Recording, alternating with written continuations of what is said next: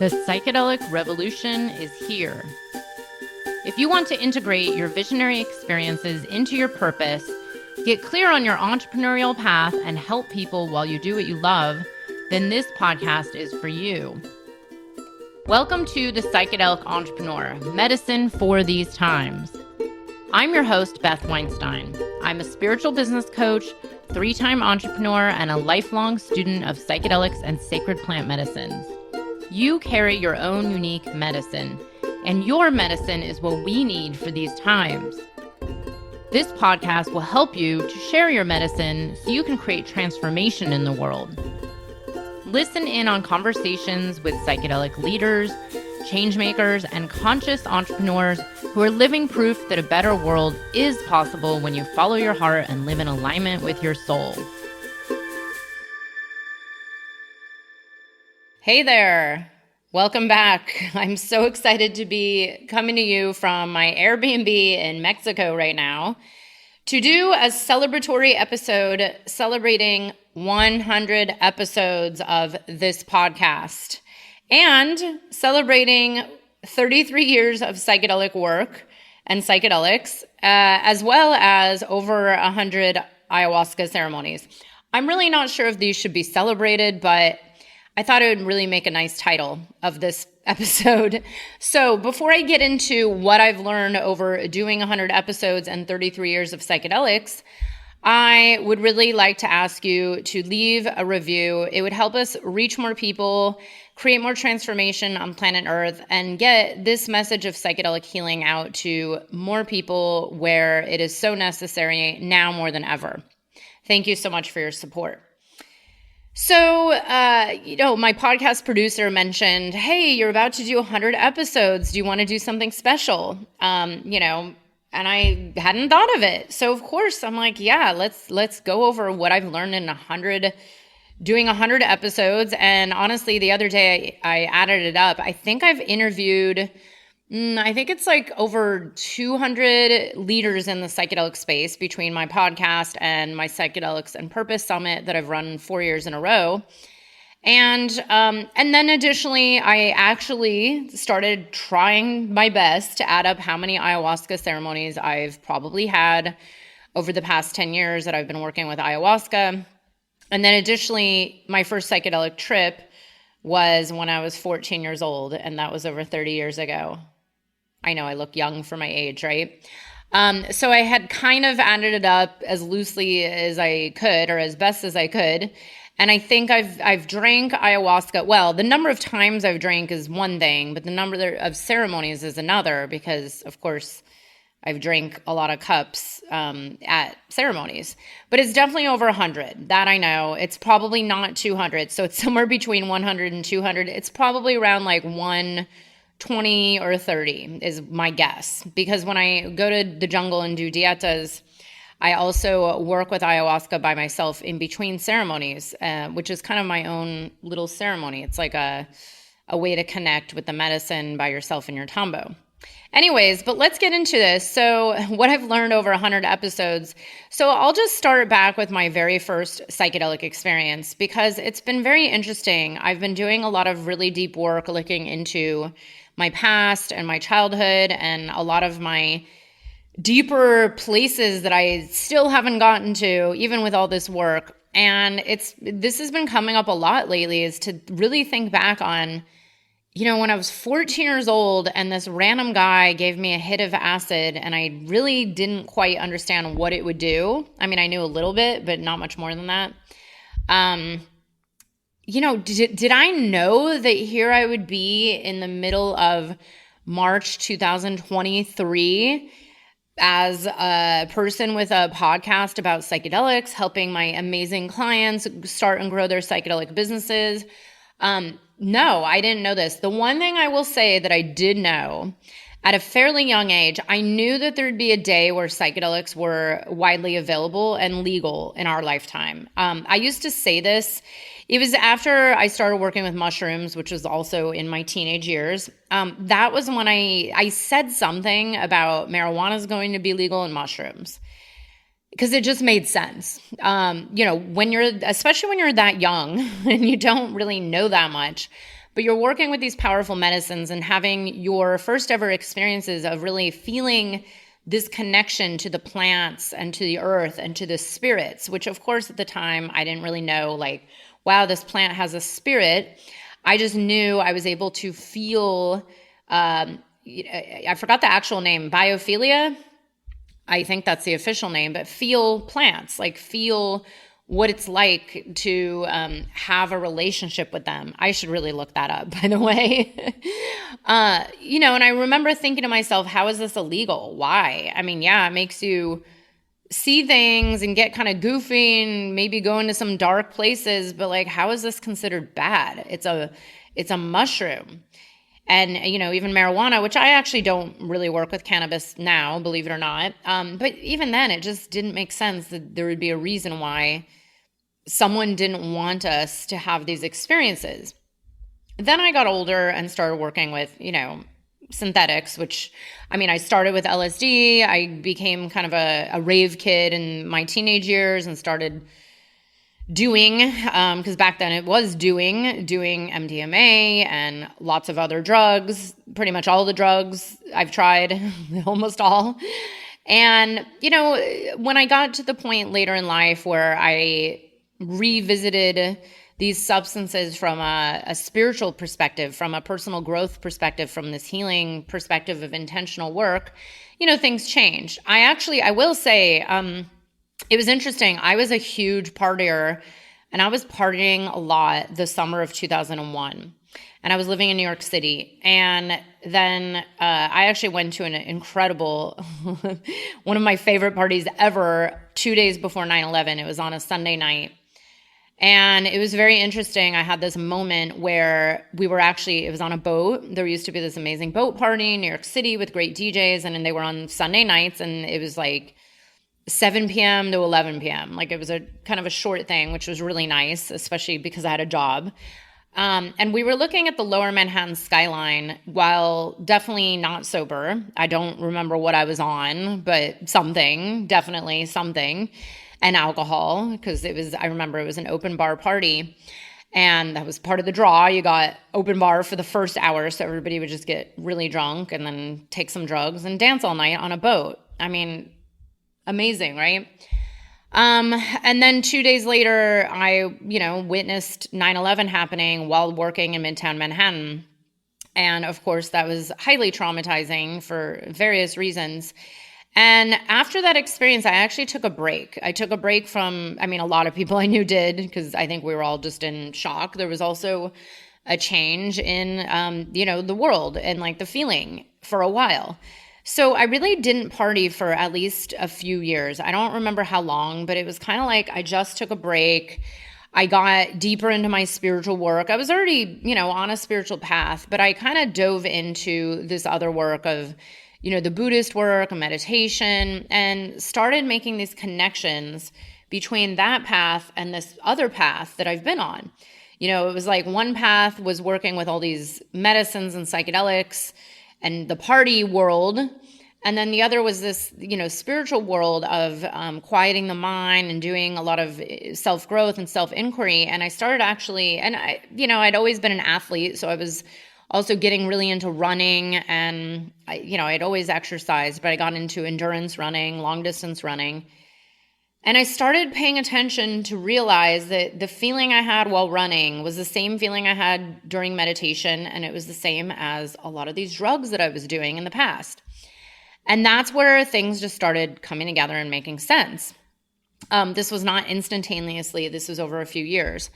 And then fast forward to, getting older, not that much older, my 30s, and really seeing life differently, knowing that I couldn't really party forever. I was actually just getting sick of it. I wanted a different life. I got really into running and fitness, which, kind of didn't really have me wanting to go get wasted all the time.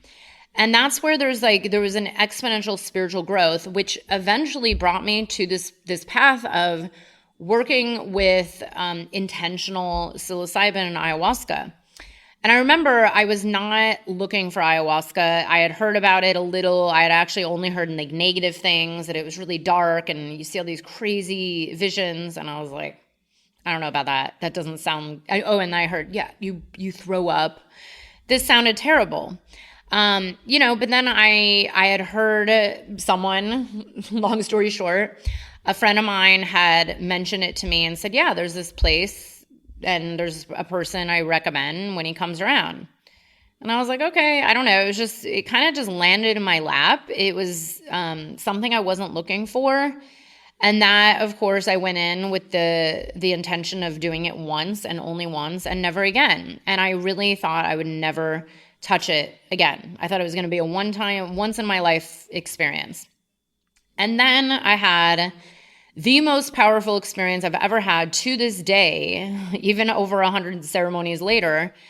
And it's been interesting. The past couple years, I've really been sitting with this idea or this fact that I had a ceremony that was extremely powerful that I just assumed everybody had with this medicine. It actually took me about 4 years to realize that not everybody had the kind of experiences that I had. Even that one night, even with the same facilitator, even with the same medicine itself, even with the same amount. And, over the years, I've realized that not everybody has the same experiences, and some have, maybe a different way of seeing visions. And not to point out that I'm unique or special. Of course, now I know a lot of people who've seen a lot of the same things that I have. But, it kind of made me wonder, like, how did I get here? Like, how am I sitting in an Airbnb in Mexico with my Shipibo textile hanging up, trying to make a cute background for my podcast about psychedelics, and I'm on 100 episodes. How the hell did this happen? I never remember asking for this. I never discussed these medicines with anybody outside of the people that I did it with. I knew I was here for something big in the world. I don't know, I didn't know what it was when I was a kid. I still don't know what it is. And I've really been wondering about this. Like, why is it that certain psychedelic leaders have been called to this path? Why is it that these have been so impactful to bring me to the point of wanting to coach people and help people through their experiences and start and grow their businesses and do work that they love and open their heart and live this life of purpose? And, what I've learned in now 100 interviews here, 100 episodes, and then a few hundred more with my Psychedelics and Purpose Summit is that, like a lot of people say, I do believe these plants and even the non-plant substances, I do believe they all have spirits, and they're here for a reason during this time in history. What I've seen even since that day one with ayahuasca was like, there's a massive awakening happening on planet Earth. There's also massive transformation. There's a 1,000 different names for it. We can call it anything. It doesn't really matter what it's called, but we are here entering into a different consciousness on Earth. Whether you might only see all the chaos and craziness, there's also this beauty. There's an awakening of the human heart. Some say it's an ascension process. Some say it's the expansive consciousness. I also believe, I believe all the terminology is correct, because one thing I've learned over 100 episodes, we don't know shit. Like, who knows what's right or wrong? But the one thing I can feel in my body and my being that I know to be true is this awakening of the human soul to really know that there's something more, and that is the path of the heart. And really, it just comes down to this. So I could go over 100 things that I've learned in 100 episodes over, psychedelic assisted therapy and drug interactions and legalization and blah, blah, blah, and integration. But really, when I stop and think about a few hundred interviews and all the leaders I've talked to, and the Paul Stamets and the Rick Doblin and Charles Eisensteins of the world, it all comes back to the same one thing. It's love. Like, there's nothing more than that. It's the path of what, and again, like, people call it different things, but it's that path of the heart. It's the path of what I believe is spirit. It's the ultimate nature of our being. It's what connects us all together. It's what is creation. It literally is all. That is all there is. A Course in Miracles, which I consider myself a student of, it's like all that is real is love. Everything else, the fear is not real. The only thing that is real is love. It's like that's all it comes down to. Everything else is illusion. Everything that we see as trouble or chaos or fear or crumbling or it's all the illusion of the heart that is not centered and grounded in the path of love. And if we can somehow get more and more and more humans to awaken to the path of love, to the path of their heart, then this is actually how we could solve all the world's problems, because that's all it comes down to. Everything else, it literally is an illusion. And if there's one thing I've learned from working with these powerful medicines is love. And if you haven't learned that yet and you're working with psychedelics, I would ask, what is going on? Because really the whole point of turning to these sacred medicines and working with these is to awaken and open our hearts to the love and compassion and forgiveness and connection that is available to every single one of us. It is in our human nature. It is literally all there is in our being. And so it's like, this is the one thing I've learned that is the most important thing. This comes every answer to any question that my client has in business, in their path and purpose, it always comes back to that one place. It's, and as they say in many, many spiritual paths, it's always the path of simplicity and least resistance. Spirituality and awakening is not meant to be complicated or hard. It's simple. It's just like the power of love. It's super simple. Us humans, we love to overcomplicate things and we love to make things hard and we love to create suffering paradigms. And I know these very well because I've done it to myself for eons. I'm still working through this myself. Okay, maybe it doesn't have to be so hard.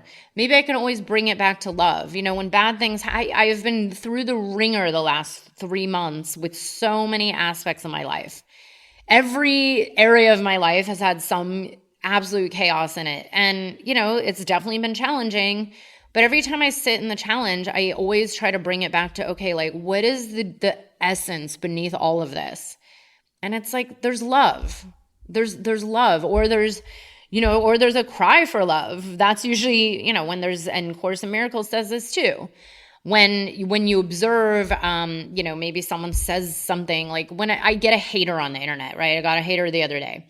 It happens here and there, not that much, but it happens. And when I read it, it stings for a second. And then I immediately go to, that person is has a cry for, there's a cry for love. There's a lack of love. There's a reason that person needs to project outward onto social media to someone that they don't even know and project some form of hatred, whatever. So really the point of this, after doing 100 episodes, is that is the number one thing I've learned, not just through these episodes, but just through walking this sacred medicine path. Love, love, love. That's it. And it's not about spiritual bypass. It's about what are you committed to? What is this path that you're walking? What is it you want to see in the world? When people complain about racism and income disparity and pollution and the environment and climate change, it all comes back to love. It's if we were just connected to spirit, the earth, ourselves, the path of our heart, it's maybe all these solutions would emerge. Maybe we would change the way we do things, and maybe actually things could just evolve and go in the right direction. But we need to get more people on board, and that's why I do believe that these medicines are quite important for this time that we're in. This is also why my podcast is called Medicine for These Times. It's these medicines are growing exponentially for these times that we live in for a reason. And it's not, I just did an episode with someone yesterday and I said, look, it's not about fixing the depression or hiding the PTSD or the anxiety. It's like, what's at the root of the depression and the anxiety in our society? Like what's underneath that? What is the cause? People think, oh, we just need to fix the depression. No, actually, these medicines help us get to what's underneath the depression that's causing the depression, the root cause.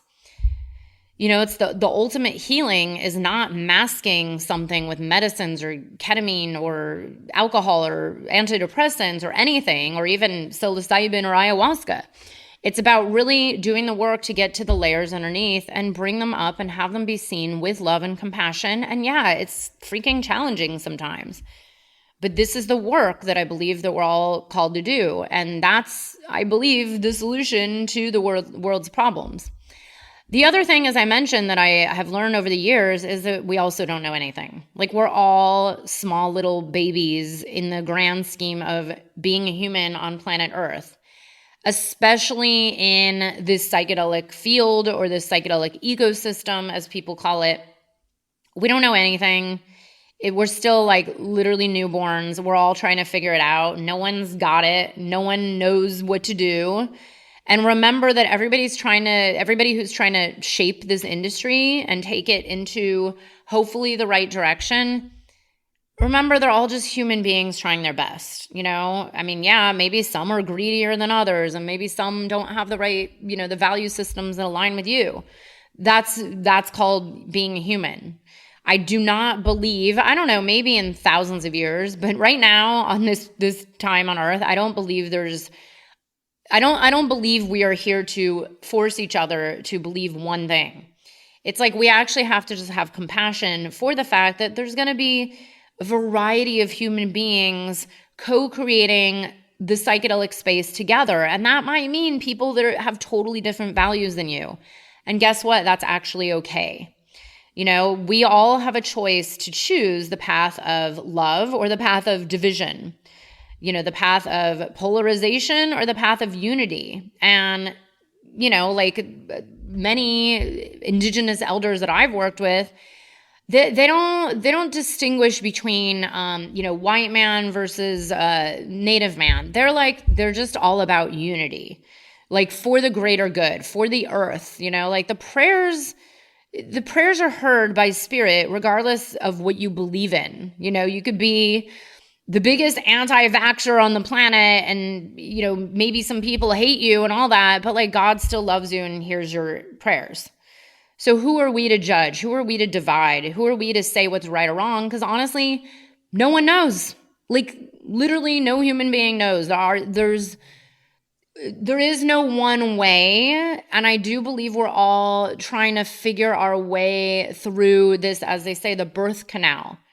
And not just the birth canal of the psychedelic space, but the birth canal of, we are literally birthing an entirely new planet right now. And of course, for anybody, I have not given birth before, but it's a messy process and the labor can be very long and intensive.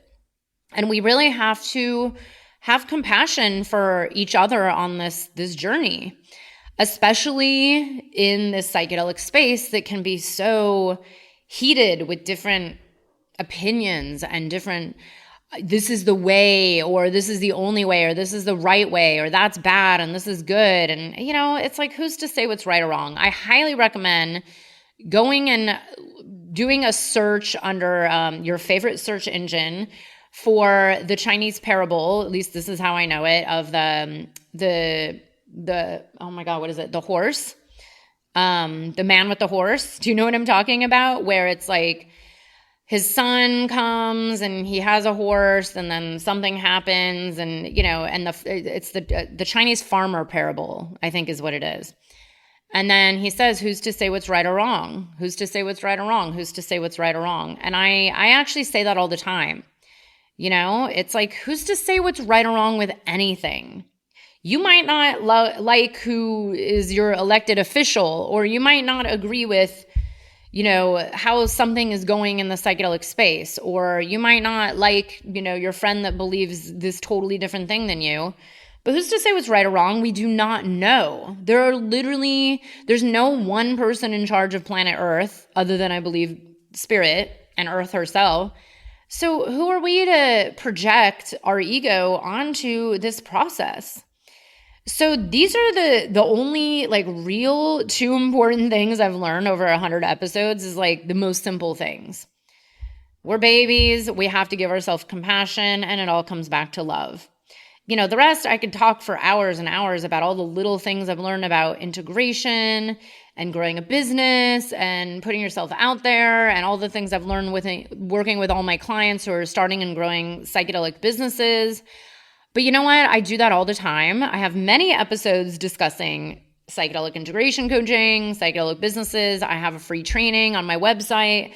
I do workshops about starting and growing psychedelic businesses all the time. And I actually have 3 different coaching programs, or 4, all about this.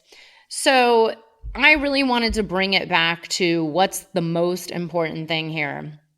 And really, this is all you need in the end, is the love and compassion for yourself, for others, for this path, to trust really deeply, develop, if you don't already have this connection, develop a connection with spirit, with earth. And as I say to my clients in my mastermind program and my other programs, I always say, look, you're stuck on something, go talk to a plant.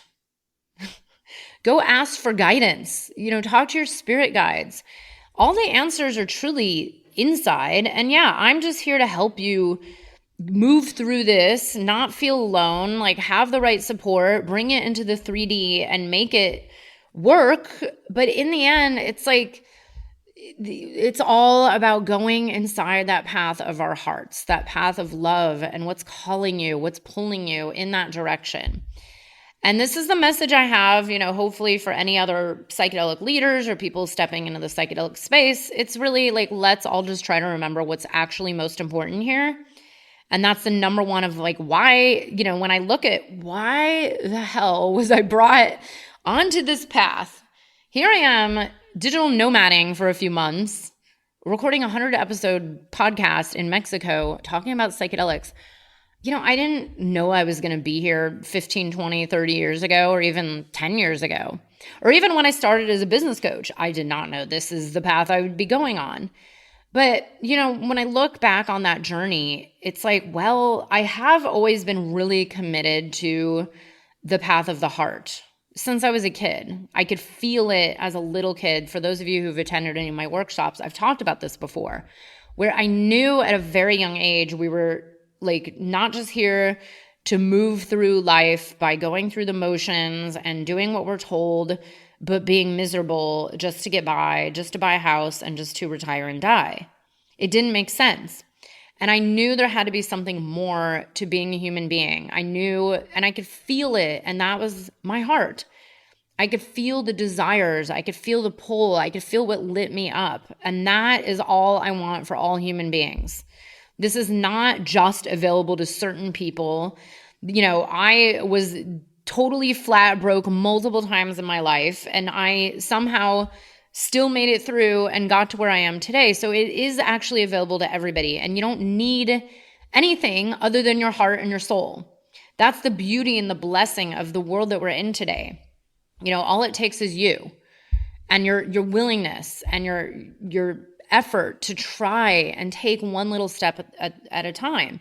And to also ask yourself constantly, like, what is that you value? And for me, it was the path of the heart. And I said, wait, I want this for every human being. I actually believe we would have world peace if everybody was just happy doing what they loved. Meaning, hey, at least we supposedly spend a third of our life working.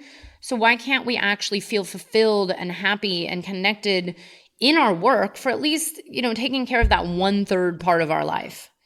And that's where I can see a lot of potential, is if everybody at least follows that path of the heart, we have some of the problem solved, and then there's a lot more to tackle. But do you know what I mean? And that's where I believe this is how I got here. This is that commitment I have to what I'm constantly talking about in my workshops, this golden triangle of you're here, your ideal clients are here, but there's this point at the top that is the larger mission that you have on planet Earth. What you want to see change in the world. What is it you want to see for all humans, all beings, for this earth? And that's my prayer. And that's all it comes down to. One simple thing. And that is all I've learned in 100 episodes and 100 and something ayahuasca ceremonies and 33 years of psychedelics. And honestly, you can do psychedelics freaking every week till you die, and it will always bring you back to the same place. It's the path of least resistance. It's that one path of simplicity. It's like, oh yeah, there's that reminder again. There's that reminder again. There's that reminder again. Super simple. So I'm so thankful for my amazing podcast producer, who is also an incredible medicine woman, who, by the way, is also available for psychedelic integration coaching. She is a certified psychedelic integration coach, and I cannot recommend her enough. And I just want to make a major shout out to her for coming up with this idea of what have you learned over 100 episodes? And it's just beautiful to look back on my life and have so much reverence and gratitude for the sacred plants, for this life, for being of service to you, to the earth, to humanity, to all these changes and transitions during these very potent times. You are the medicine for these times, and we need your medicine. Thank you so much. Again, I would really appreciate a review. It takes 2 seconds. It means a lot to me, and I will see you next Tuesday with another episode. I hope you enjoyed the episode. If you're feeling inspired, I'd appreciate it if you showed your love with a review. And check out my YouTube channel where you can find the video version of this podcast. You can also head to bethaweinstein.com to learn more about me and grab my free business growth trainings. Remember, you carry your own unique medicine, and your medicine is what we need for these times.